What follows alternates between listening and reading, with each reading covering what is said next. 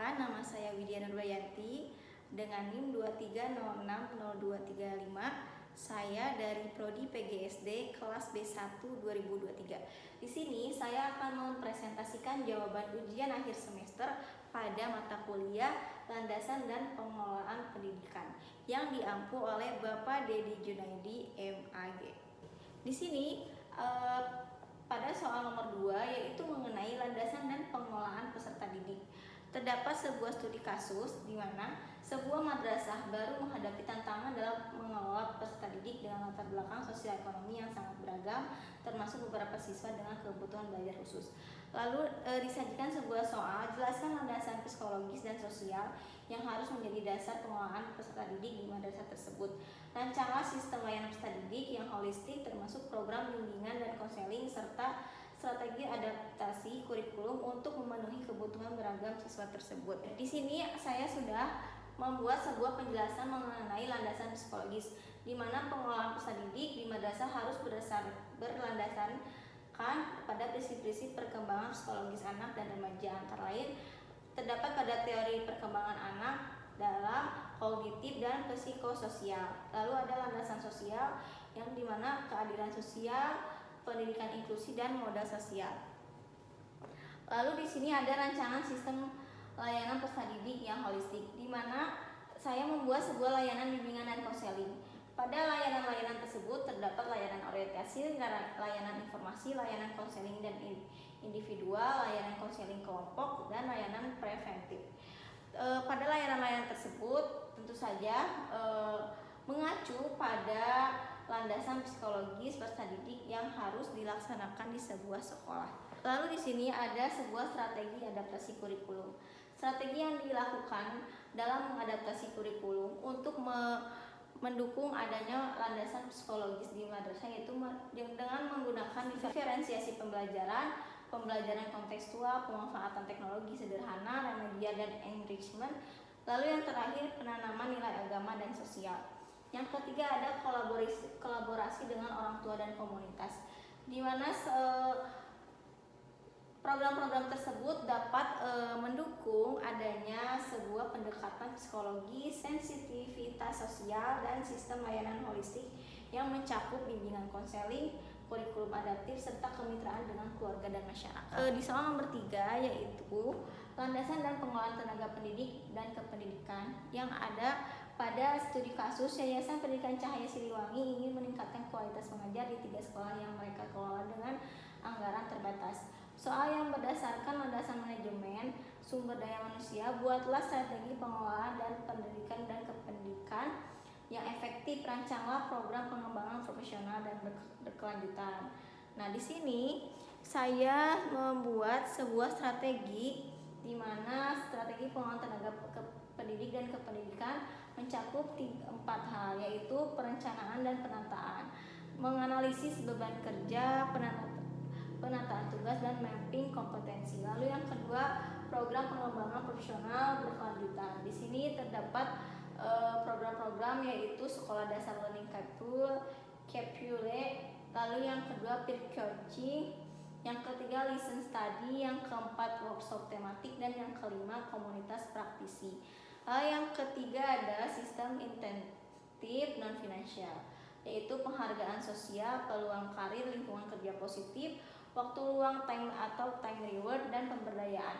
Hal-hal tersebut bisa diberikan kepada tenaga kependidikan pada sekolah atau madrasah tersebut. Lalu di sini ada siklus manajemen sumber daya manusia yang terintegritas, yaitu yang pertama perencanaan sumber daya manusia, rekrutmen dan penugasan, pelatihan dan pengembangan, yang keempat evaluasi kinerja, yang kelima pengakuan dan insentif. Nah, hal-hal tersebut merupakan hal yang penting yang dimana kita dapat mengelola dan menjadi sebuah strategi dalam sebuah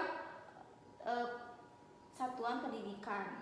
Lalu soal nomor 4 mengenai landasan dan pengelolaan fasilitas pendidik. Di sini terdapat studi kasus sebuah sekolah menengah di daerah terpencil memiliki gedung yang sudah tua dan fasilitas yang minim, tetapi ingin menciptakan lingkungan belajar yang inspiratif. Soal yang disajikan yaitu dengan mempertimbangkan landasan pengelolaan fasilitas, berikan analisis kondisi fasilitas yang ada. Rencanakan program pengelolaan dan pemanfaatan fasilitas pendidikan yang inovatif dengan memanfaatkan sumber daya lokal seperti mengubah tanaman menjadi sebuah lem alam atau menciptakan ruang baca dari bahan daur ulang untuk mendukung proses pembelajaran. Di sini saya membuat sebuah rancangan dengan menggunakan landasan pengelolaan fasilitas pendidikan, yaitu prinsip manajemen pendidikan.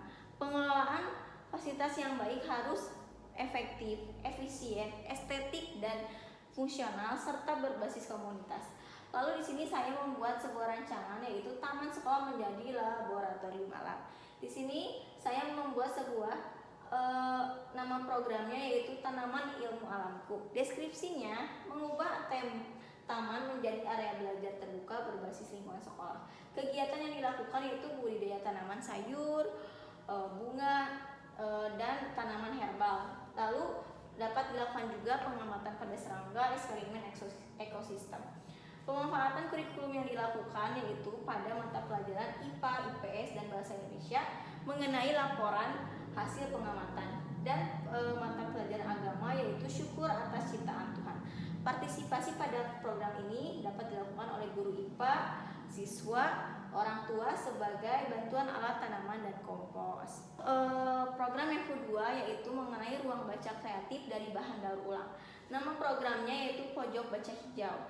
Deskripsi membuat ruang baca kecil dari barang bekas dan lokal. Nah, kita dapat menggunakan bambu, kaleng, ban bekas, atau botol bekas. Lokasi program ini dapat dilakukan di sudut ruang kelas atau teras sekolah. Kita dapat melakukannya sesuai melihat kondisi atau letak strategis pada satuan pendidikan masing-masing. Bahan yang digunakan yaitu rak dari peti bekas, karpet dari kain perca, dudukan ban, dan botol bekas. Kegiatan ini dapat dilakukan untuk membaca santai, diskusi buku, literasi sekolah, dan lomba resensi.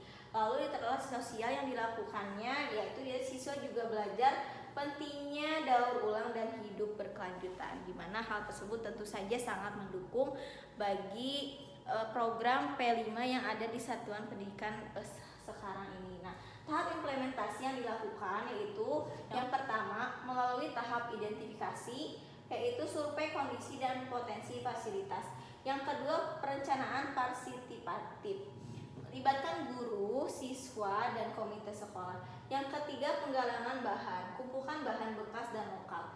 Yang keempat, pelaksanaan bertahap, mulai dari satu ruang kemudian diperluas, agar kita dapat selalu melanjutkan program-program tersebut dan tidak pernah terhenti. Yang kelima, evaluasi dan perbaikan, refleksi bulanan dan dokumentasi hasil dari rancangan kegiatan. Hal tersebut tentu saja sangat diperlukan untuk melihat bagaimana perkembangan dari program yang telah dilaksanakan. Lalu kesimpulan yang dapat saya sampaikan mengenai 3 studi kasus tadi yaitu bahwasannya pengelolaan fasilitas pendidik di daerah terpencil, kualitas pendidikan tidak selalu bergantung pada kelengkapan fisik dan finansial, tetapi pada bagaimana pengelolaan peserta didik, tenaga pendidik, dan fasilitas dilakukan secara terintegritas, kreatif, dan kontekstual. Dengan landasan yang kuat dan strategi inovatif, madrasah atau sekolah di kondisi apapun tetap dapat mewujudkan pendidikan yang bermutu, adil, dan memerdekakan. Baik, mungkin cukup sekian yang dapat saya sampaikan. Terima kasih atas perhatiannya. Mohon maaf bila ada salah kata dalam presentasi yang telah saya sampaikan. Wabillahi taufiq wal hidayah. Wassalamualaikum warahmatullahi wabarakatuh.